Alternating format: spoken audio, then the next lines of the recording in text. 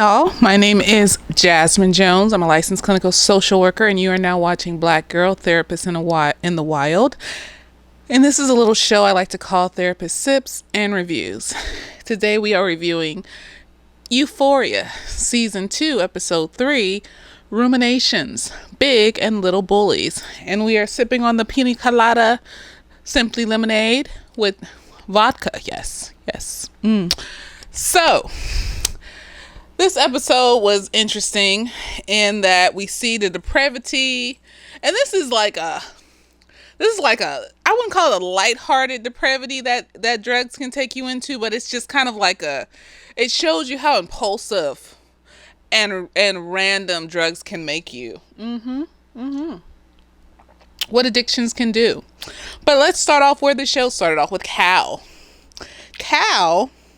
We are seeing his childhood. This is Nate's father. And we are seeing his childhood in high school and how he was on the wrestling team and how he had his best friend Derek on the wrestling team and they did everything together and he loved telling Derek everything and he could sit and talk with Derek for hours and hours. I just want to give you your flowers. Sit and talk to you for hours and hours. Yes, I wanted that song to come up. As soon as they said that in the show, I was like, but this was filmed before the song. So but we're seeing the development of him discovering himself. And over the course of being around Derek, we see that this is when he meets Nate's mom, Marcia, and they were just regular ass teenagers. So it doesn't seem like Cal was like this whole like sociopath, narcissist person to start off with. It sounds like he wasn't really able to explore himself, and so he hid himself for so long that now he's just this cold person that you can't really touch. But anyways, with Derek, it started with him just being friends with him, besties. He told him about his first blowjob, But we can tell that, over the course of just meeting his dad even once, Cal's dad, Nate's grandfather, that there is some stifledness in the home, some toxic masculinity, I was reading a post by Son of Baldwin and he was saying how toxic masculinity is based off the culture of white supremacy, of not allowing men to explore themselves and keep them stifled in this box of masculinity. So the emotions that we all have never really get to be processed properly. And then they end up angry, depressed, irritable, and in the very extremes, they may end up being sociopaths or narcissists, because when you don't get to process through your emotions and you're told that emotions are feminine, are for women, then you end up broken. Yes. In some way or another, in some form or fashion in your life. Yes. Now it's the lucky ones that can notice their brokenness and go and do things to fix it. And then there are the unlucky ones that just continue to believe toxic masculinity is the norm and that's how society works. And this is how I need to form my life. This is what I need to form my life around. So Cal never really got to explore his sexuality in the way that he wanted to. He would try to cop a look at Derek's penis in the locker room and stare at Derek's penis while they were driving. And Derek saw him staring, so I feel like Derek had some feelings towards him too. And on their graduation night, him and Derek calls him, let's go somewhere just by ourselves, just us two. Derek and him go to a gay bar under the guise that, they're going to give us drinks because we're underage. They usually give drinks to underage kids here. That's why we're here. But then they start dancing in, like this weird pseudo-masculine way until they start getting close. It's like two wild animals that were like circling each other. That's how they were dancing. It was weird. So I was just like, just be gay. Just be queer. Whatever you are, just be. But, they didn't grow up that way. Just like I was saying about Cassie last time. If you never experienced it before, you cannot just tell a person to experience it. And just go do it. They don't know how. They don't know how to push through those awkward feelings and those uncomfortableness that you have to push through to try something new or do a new behavior. No, you can't just tell people that. So I can't just be like, just be gay, because the world doesn't allow you to be gay. Your family doesn't allow you to be gay. And you love those people and you just don't want them to look at you like you're a horrible, horrible, horrible person for some shit that's not even your fault.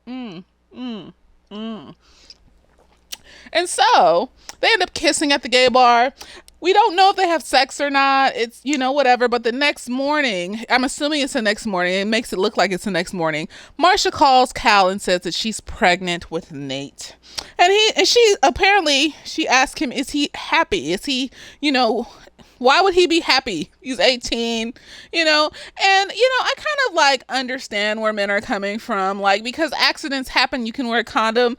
It can have a microscopic tear that you didn't even know about. And a woman ends up pregnant, and I can see where a guy would come from, where he would be saying something like, well, why can't I have a say in whether or not she aborts it too? Because we did use protection. We did do what we were supposed to do. And an accident that we were both unaware of happened. So I could see that part. But the part where the child is now here and you're treating this child like it's an extension of its mother, so you hate it and then you mistreat it or you ignore it, that's fucked up, because now the person is here. You can't stop it. It's here. So, either stay out of its life forever or be a dad. Those are the two options. There's no in between, because that in and out shit doesn't work with children. It traumatizes them. Yes. So right as he has his gay experience or whatever, he finds out that his girlfriend in high school is pregnant. Yes. And then he just has a whole meltdown, because now he can't really explore and be out the way he wants to be because of toxic masculinity. Toxic masculinity is trauma, baby, because you cannot tell people to withhold their emotions. You can't. Everyone has emotions you need to expel. Why do we have bodies that expel hair, skin, nails, shit, piss? But you think your emotions don't need to be expelled. You don't stuff them down. You don't. Because then you're just going to have emotional diarrhea one day when there's a straw that breaks the camel's back. And you're going to have some kind of weird emotional breakdown. That's why you see a lot of men running around here killing people. Yep. Those are straws that broke the camel's back. Can't deal with any kind of triggers. Just can't deal with them. And doesn't know how to just say, my feelings were hurt. Because that feels more weird than killing a bitch. I don't know. And this goes for anyone that has experienced trauma, but women are more likely to be socialized to talk about things. So it's less likely to happen with a woman than it would with a man, because we tell our little boys not to cry, because crying is for bitches. I don't. So Cal was repressed, and I feel bad for little Cal. That's not fair that he had to feel that he had to be repressed, but it's also not fair that you turned your son into a narcissistic sociopath. Yes. Because it was hard for you to express love, because, you couldn't express love in the way that you want to. So now you're so focused on this secret life that you can't even really focus on raising your son. You're just ticking off boxes with raising your son. Like, he needs to play sports. I'm going to push him to do that. He needs to get good grades. I'm going to push him to do that. He needs to suppress his emotions. I'm going to push him to do that, without considering that your son's a person with feelings and emotions and things. That's why when Cal went to Fezco's house and found out Fezco had no idea what the fuck he was talking about, then he realized that, oh, my son may like the penises too. Wait, it's not someone else's fault. Wait. And yes, when we saw Ash Ketchum, the true, we're going to say conduct disorder that he is, but that's a little sociopath right there. He was going to kill Cal. He was going to knock, Cal can't sleep. We're just going to go do all Cal shit. We're just going to each person all their shit, because we can't just go person by. It's hard. Ash Ketchum that's his name. I don't care. Ash Ketchum is just a little sociopath. He's out here. He doesn't care. He would have killed Cal. He would have murdered him. And stuffed his body wherever he stuffed that body of that man. He knocked in the head with a hammer. Yes. Cal can't sleep. Cal is contemplating suicide. Cal needs to figure, and the thing about this shit is that no one is thinking about Cal. Jules isn't thinking about Cal. Rue isn't thinking about Cal. Nobody's thinking about Cal but Cal. Nobody's thinking about Nate but them two bitches he's fucking. Nobody's thinking about these niggas. But when your world is so internalized that you can't even consider anybody else, well, you're not even going to consider that nobody's fucking thinking about you. Nobody cares. And, mental health in general is a very selfish, disorder. Not in a negative way per se, but more so just like, I am in so much pain that I can't focus on anything else but my pain. And when bad things happen, either I'm going to internalize it and blame myself, or I'm going to externalize it and think everybody is against me. But we're not even going to consider that shit that's happening probably has nothing to do with you. Your friend took 2 hours to text you back because they were taking a nap, not because they despise you to the depths of hell. And I've been there. Walking around thinking people didn't like me, walking around thinking people cared about the way I looked and the way I dressed, and you just be on edge all the fucking time. It's a horrible feeling. When I learned to pull that shit back and realize that nobody gave a shit about what I was doing unless they actually were in my life and cared about me like that, then it was freeing. It was like the chains fell off. It took some time. It took some work. It took acknowledging, my triggers and working through them, and a lot of work with mindfulness and being present and in the moment instead of focusing on, well, that bitch that did that to me in the past, this bitch is staring at me like that bitch did. Like, no, honey, no, this bitch doesn't even, she's looking around the room. Be present. This is not the bitch from the past. It took a lot of that. So, I'm not sitting here saying that, there's something that I don't know, that I'm not aware of, that I haven't been through. I'm just saying that, this is what they going through. And it does look stupid. It does look like, what the fuck is wrong with them? But we all go through it. So don't sit here on your high horses, because I've seen a lot of people talking shit about Cassie. Like, that nigga ain't taking advantage of her emotional weaknesses. So let's go to Cassie next.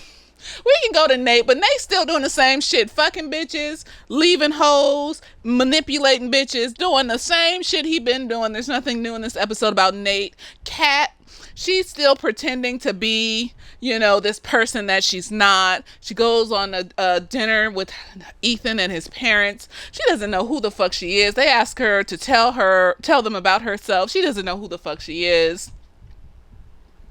She's still in this weird mental health space, and we don't get enough of Kat to have a full thing. So those are the two that were just kind of short. Nate and Kat. Nate's still doing the same shit. Kat still has low self-esteem. It's sad. Okay. On to Cassie. My dear, my dear, my dear. She became addicted to her beauty routine. She became addicted to Nate. She's in a trauma bond. A trauma bond is a chemical addiction to another person. That's why when he gave her that little glance, that was a full dopamine rush. I could feel it in me. I was just like, oh, girl, let me back up. You had a whole dopamine rush with that when he looked at you. I need you to chill. I need you to calm that shit down. I need you to stop. She is out here getting up at 4 a.m., 3 hours earlier than she usually gets up, to do a whole beauty routine and dress in these... They're the clothes. She dresses in the clothes. I'm not even gonna, because when Lexi described it as slutty but messy but like tacky, I was just like, I didn't say it, she said it. I didn't say it, but she said it, because there's nothing wrong with because look at Maddie. Maddie dresses like a little slutty, but she owns that shit because she has the confidence to carry it. Cassie over here with the sad puppy dog face, looking like, Hobo the Clown, just like with her titties out, like, he won't talk to me. He won't look at me at the school. And no, he won't, girl. He won't. He don't like you like that. But she is addicted to the rush of any little attention she can get from him, because that is what a trauma bond is. Honeymoon period. Dopamine. Feel-good hormone. Just excited by any little attention from the nigga that's hurting you. Build up to the conflict. Wondering, what am I doing wrong? What do I need to try to do better? Oxytocin. That's the hormone that comes out in mothers, that bonds them to their newborn. That's the hormone that comes out in the build-up part of the cycle of abuse that makes you want to fix the relationship. That's her getting up at 4 a.m. every morning of the week to look a certain way, and then getting addicted to the routine because that's the only thing she feels she's in control of. And then we have, I think it's corticosterone. That is the derivative of cortisol. That's the withdrawal when they leave and they don't pay attention to you. That's the sad face she gets every day when he acts like he doesn't see her. That's when the climax of the abuse happens, and then you just feel depressed and sad and stomach hurts and headaches and sick all day. But you know how it's an addiction? Because as soon as he gives you a little glance, little bit, little stumble, little trip at your titties, just dopamine rush, just happy. All that depression just magically disappears, and you are just sanctified and holified again. Depression doesn't go away that fast, honey bunches. That is a trauma bond. You are addicted to this man's attention. And he knows it too, because he told her when they were fucking, he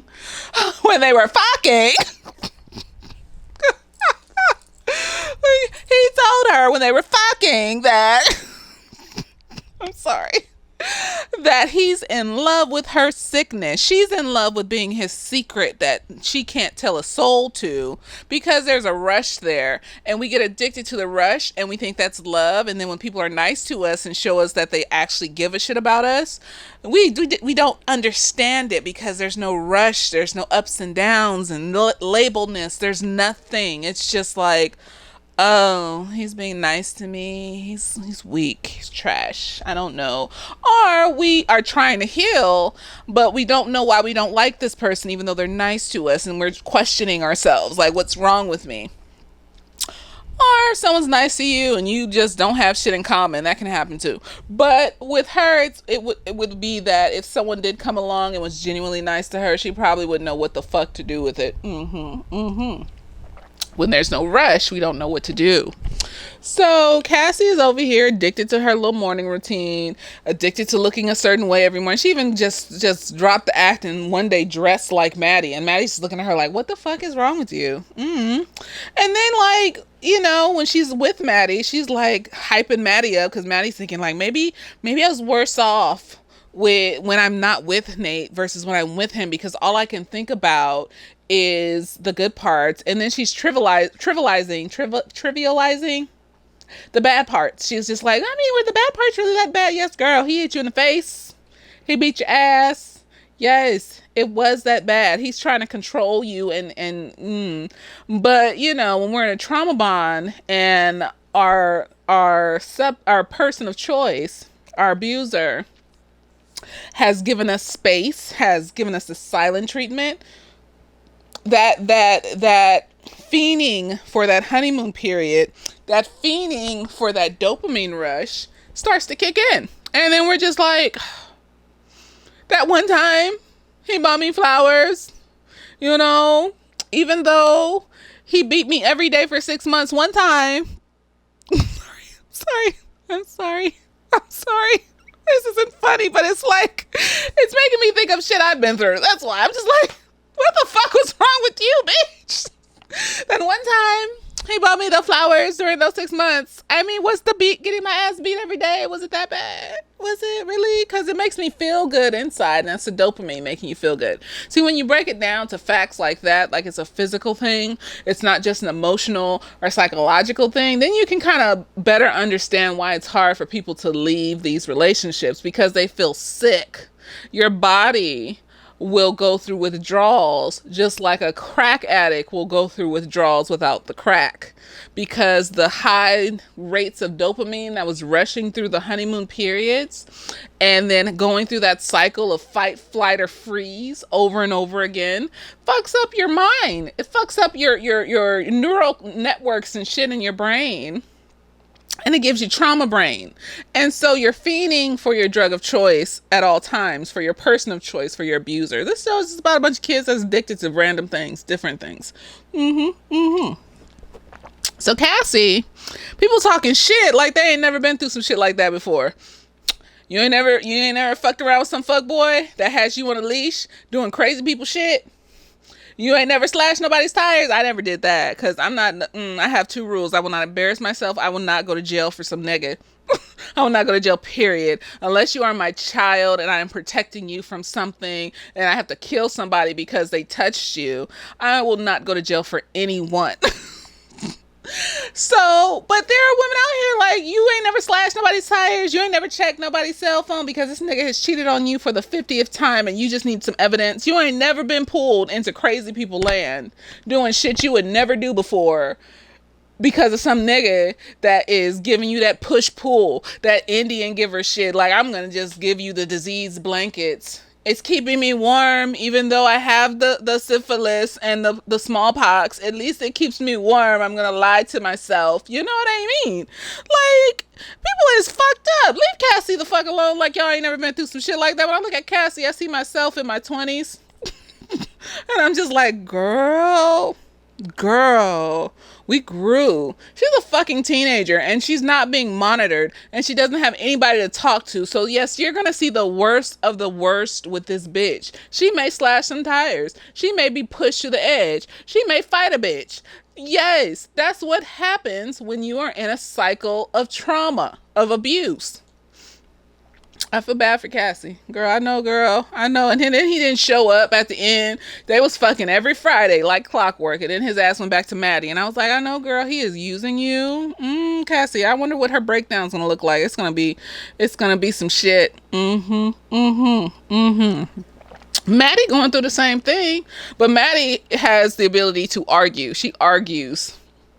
But she still takes him back and she still accepts his fuckery. So she's still like in the same place as Cassie. She just argues while she's accepting his fuckery. Like, Cassie's passively accepting his fuckery. Maddie over here arguing while he hits her in the face and then she goes back to him. Like, it's the same thing. Like, y'all just out here acting like people can't be traumatized and then trauma bonds and find it hard to leave people like that. I don't understand. And then we got Elliot and Jules and Rue over here. So Rue is out here. Let's start with Rue. She out here she give you the 10 crack commandments about how to be a functioning addict as she spirals into some worse and worse shit throughout the show. I'm just like, girl. So the first rule is to pretend you are trying to use another drug for something else so that people can't notice that you are high on some random shit. So she tells her sister she wants to start doing weed for her panic attacks that she has every day. Of course, her sister breaks down. Like, how dare you? Because all that shit traumatized her sister. And her sister's just like, what? And wants to fight this bitch because fuck you, you selfish hoe. But that's what drugs do. That's what drugs be doing. Drugs will turn you into a evil bitch because the only thing that matters are them drugs. You don't care about nobody else. Fuck everybody. I want to feel like I am invisible all the time. She even said it. She said drugs makes her disappear into the world or whatever. It makes everything seem happy and wonderful, and that's why you want to stay in it because everything's happy and wonderful. And then when the drugs wear off because they're temporary, then you want to do crazy people shit to get back to that happy place. And I'm just like, addiction is hard. It is a hard, evil thing that just formulates in the brain. The brain can make you more susceptible to it and things like that. But at the same time, when you start to heal, you got to start to realize that this roller coaster of I'm going to be happy only when I do drugs, but when I'm not on drugs, I'm doing crazy people shit and destroying relationships. And I know, girl. I know, y'all. I know. She out here destroying relationships for these drugs, doing shit like going to the distributor and, getting a suitcase full of drugs because she told the distributor she's going to sell the drugs. Bitch gave her 10,000, was going to give her 50,000 worth of drugs, girl. And then told her that she would sell her into the sex trade if she, doesn't get her money by the end of the month. I'm just, girl, this bitch isn't playing with you. This bitch will find where you live and get you sold into the sex trade and get her money back. Are you? And she's nervous, she's anxious, but she doesn't care. She wants the drugs. And then the first thing she does is take fentanyl. I'm just, But anyway, she giving the 10 crack commandments. The second thing is gaslighting. So basically, so toxic, so toxic. She like uses suicide on her sister. She's just like, it's the only thing that's keeping me from killing myself. And I'm just like, girl, drugs will take you there. Think of Requiem for a Dream. That nigga was stealing his mama's TV every week. And then she wants to sell. You can't sell drugs if you're an addict. Requiem for a Dream should have taught everyone this. You cannot sell drugs if you're an addict because you're going to be addicted to what you're selling. You cannot get high on your own supply. That's why Fez can sell drugs, because Fez doesn't do drugs. I think he smokes weed occasionally, but he doesn't do the drugs that he sells. Like, oh gosh, these people are not playing games. And she grew up in the suburbs. She doesn't fucking know. She grew up around these rich white people. She doesn't fucking know. She doesn't know hood shit. She's just in Whitelandia thinking that this shit is normal. I'm upset. So she's gaslighting her sister, like, it's the only thing keeping me from, and then breaking the fourth wall and telling the audience that, I know you want me to be a hero and, be sober and happy or whatever, but this show is supposed to be like real life. And, addiction don't be like that sometimes. And I'm just like, I know, girl, it don't, but it's hard to watch. It's just like, And they was talking about how this is glorifying, addiction and shit. Girl, no, it doesn't. I never want to do any drug that involves snorting, needles, pills. Any man-made things. I don't want to be addicted to anything. It looks like it controls your whole entire life, and I've built up too much in my life for it to just crumble because of some drug. I can't do it. I can't. The anxiety keeps me from being an addict. See, look at that. That's some days I just thank God for my type of anxiety, because it keeps me from being homeless. It keeps me from being an addict, because I'm not about to sit here and be drinking every night and then like not go to work, not see my clients. Bills? What are bills? I just can't imagine.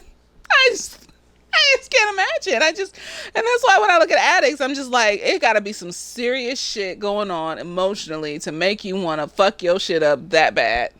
It gotta be just, the pain is just intense. It's so bad that you just want to just numb everything. You can't even function. I'm just like, she's not functioning. You're not functioning when you're going to a drug distributor that could sell you into the sex trade. Saying you're going to sell their drugs, and as soon as you get home, take a thing of fentanyl. I hope she didn't die.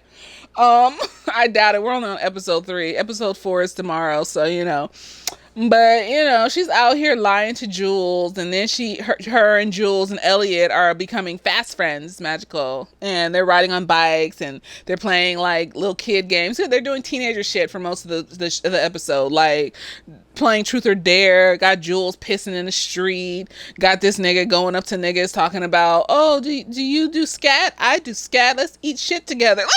Oh, that's like some teenager shit. I was just like, okay, whatever. I mean, it's kid shit. That's what I wish they would do most of the episodes, but then it wouldn't be entertaining. It would just be them doing kid shit. And I'd be like, this is boring. I don't want to watch them doing kid shit. I can watch a cartoon if I want to. But, yes, I don't know why they said this glorifies doing drugs. I wouldn't. This looks like a horrible life to live. This looks like the worst life ever in the world. And God bless addicts. God bless them all. Whatever your addiction is, whether it's a trauma bond, whether it's an eating disorder, whether it's drugs, God bless you, because that shit is fucking hard, And I just couldn't imagine it. I just couldn't imagine it for myself. But like, that's why I can't even put myself in her shoes. I'm just like, there were things that I've done to feel better, but I didn't do them like where I was numb to the point where I couldn't live my life. Like, and I didn't do them often enough and stuff. So like, and that was like when I was younger, and now I'm just like, I don't like the headaches. I don't like the nausea. I don't like, I don't even like drinking like that. Like, this is the only time I drink during the week, because I don't like to drink. It makes me feel sick. It gives me a headache. It's just like, ew.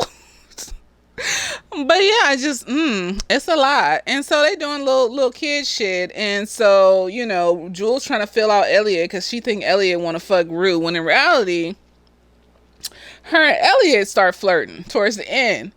And he's just like, I don't think I don't think Rue is really into sex. And Jules is like, ooh, excuse me. Jules was like, I don't think she's into sex either, really, and Elliot was like, maybe she's like asexual, or maybe she's just taken so many drugs that it's affected her libido in a negative way, because drugs can do that, she's taking drugs constantly. It can affect your libido. It can make it so that you don't have horniness and things. So it could be that. I think it may be that.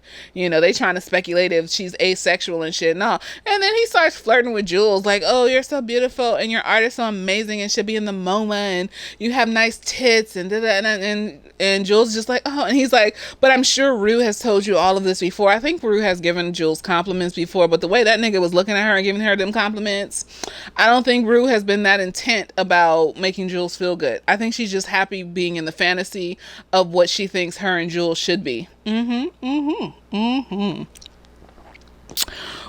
Almost forgot Lexi. Lexi is out here disassociating. She's trying to have this little play. We got a little dark-skinned black girl that's following her around with this weird-ass little Cupid doll voice. And I was just like, why does she sound like that? I hate when people have that little Cupid. Oh, I can't talk to you. I can't. It's hurting my ears to talk to you. Can you put like a little bit of bass? Just a tidbit of bass. Damn it, now I gotta pretend like I'm okay with your voice because I don't want to be mean.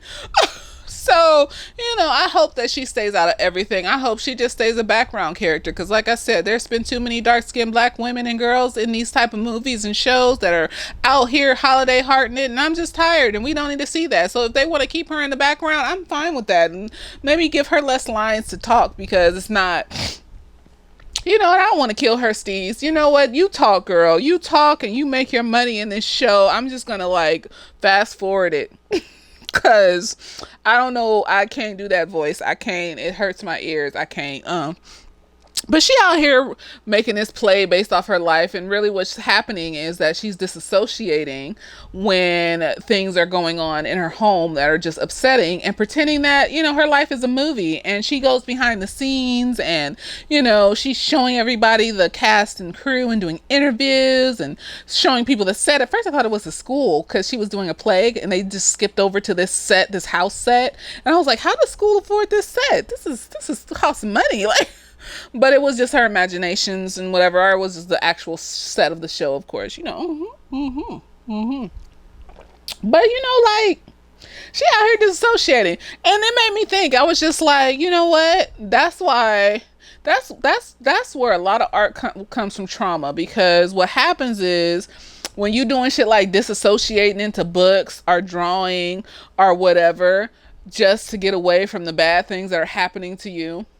That's where art is made, because you can hyper focus on that shit and make it magical, make it a masterpiece, magnificent. That's why when people are all like, how did this sociopath or narcissist become a CEO of a Fortune 500 company? How did Harvey Weinstein be out here raping people and doing all this stuff? Because when people are in emotional pain, they can hyper focus on things that make them feel better and turn it into a masterpiece, whether you're a good person or you're a horribly evil person. So one of the things Harvey Weinstein could hyper focus on to get away from his trashiness and his emotional pain was art and movies and shit like that. So yeah, this is what's happening to... What's her name? Lexi. She is hyper focusing on writing. She's up at 4 a.m. writing shit, just like a mad woman, just writing. And I hope her play turns out okay. I hope she's not, just one of those people that do disassociate and shit like that, but they don't turn out masterpieces. It's just a bunch of gibberish, and you're just like, what the fuck? And you're just like, yes, Lexi, you tried, girl. Yes, you did. But no, she asked a teacher. She put this shit together. So we'll see what happens. But yeah, that's what That's what's happening with Lexi. She out here disassociating to get away from her family. She was like, it wasn't that she was avoiding things or not being able to talk about or confront things. It was just that she realized that she's an observer. And I'm like, no, she's not. She's disassociating. She's not an observer. She's not affected by the shit going on with her, because none of these children are in therapy except for Jules. And I guess going to NA counts as some kind of therapy for Rue, but it's not doing much of anything, you know. And so, you know, yeah. That's what I thought when I saw that whole scene. I was like, look at this little girl disassociating into her daydreams and fantasies and shit. I mean, if that's what you got to do, girl, it's better than what everybody else is out here doing, fucking people, probably getting diseases, getting into toxic relationships, doing drugs and shit like that. Hopefully she don't end up in some horrible ass space because of it. But, you know, probably she will, because look at everybody else. God bless them. God bless them. And, you know, Rue out here. So his name is Ali, her sponsor. I kept calling him Eli. I was like, what is his name?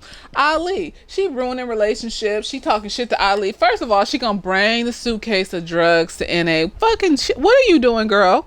Why are you bringing this suitcase? And Ali trying to figure out what's in the suitcase, and then Rue go off on him, throwing shit back in his face about him not being a good dad, and is he gonna hit her and shit because she talking shit, and Ali like, nah, bitch, see, you pissing me off. If you say some more shit, I'm gonna be done. And then she talking about, or what, you gonna hit me? Bitch, you just ruining relationships. So Ali left her ass on the stairs, and she went home and did fentanyl, because all she sees and cares about right now are the drugs. That's what happens when you're an addict. That's why you can't be a functioning addict, because you will spiral, and your tolerance goes up basically over time, and life is still going to happen while your tolerance is going up. And if you can't handle life without being high, then you're going to try to find things that make you higher and higher so that you don't have to deal with life.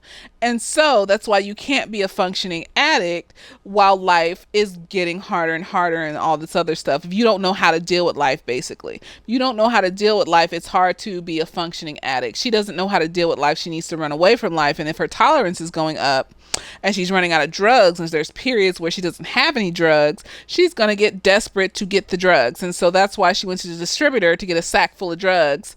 And hopefully she doesn't end up in a sex trade or murdered, or family murdered or whatever. Because even though they are doing messy things in a white people-ish way, they will still kill you. So, yeah. And we end on Nate leaving Cassie stranded in the middle of the street. And Maddie, you know, and him showing up in Maddie's little babysitting gig. Oh, excuse me. And, you know, apparently Nate's dad and mom lets him and Cassie fuck at their house every Friday. That was something. I was just like, so y'all just gonna sit here? And then Nate's mom is like, I miss being in high school. And Nate's dad was just like, yeah, me too. He was probably thinking about his awakening that he had, that he didn't get to explore the way he wanted to because this bitch got pregnant. And I'm just like, well, I mean, you know, you said you were happy about it. You could have asked her to get an abortion. You could have figured out how to co-parent. But because that toxic masculinity that was telling you that you had to marry this bitch, that's what happened. So you could have made other decisions, but you were too worried about what other people thought and what they felt and how they was going to treat you and all this other stuff. And, you know, it is what it is. Let me see. Did I forget anything? I talked about Cal getting his ass beat by Ash Ketchum. Why are you sitting outside these people's house? Why are you sitting out? That's what your ass get. People forget. Like, he thought he was just going to go up in there and lay down the law because everybody listens to him and shit. Ash Ketchum beat that ass. He was like, say something again, nigga. Say, you ain't even said nothing. I'm going to beat your ass. Ash Ketchum needs therapy. He has, because that is a little child that's on his way to antisocial disorder. And God bless him. God bless him. He's gonna kill somebody again one day. It's gonna keep happening. Because something wrong with him. God bless Ash Ketchum. And Fed's just sitting there allowing it. he was like Willy Wonka in the chocolate factory. Like, no, stop. Don't hit him with the butt of your shotgun. No. It's hilarious. I was like, okay, nigga. Oh. But yeah, so we're gonna see what happens in tomorrow's episode. But Root pissing me the fuck off. And that's what addicts do. They will, like, the seriously gone addicts will do fucking shit to piss you off. And you just be looking at them like it's a drug that strong. Yes, it is. Yes, it is. Yes, it is. As a therapist, I have to keep reminding myself that no, the pull of the drug is that strong when it comes to addiction. You can't be looking at her like she fucking pissing you off, but you can't be looking at her like that. You gotta be looking at her like she tunnel vision. Only thing she sees is how to get high, how to stay high, and how to make sure nobody else finds out that she's high. I hope she sells them drugs though, or gives them back, or doesn't do most of them over the course of the month, and then doesn't have any money to give this woman and her comrades, because they will sell her into the sex trade at the end of the month. They are not playing these reindeer games. She is not Rudolph. She may have a red nose though, because them white folks be having red noses and shit. You know, their faces be getting red. She don't be playing the reindeer game though. But yes, let me know what you thought. I hope you enjoyed this video.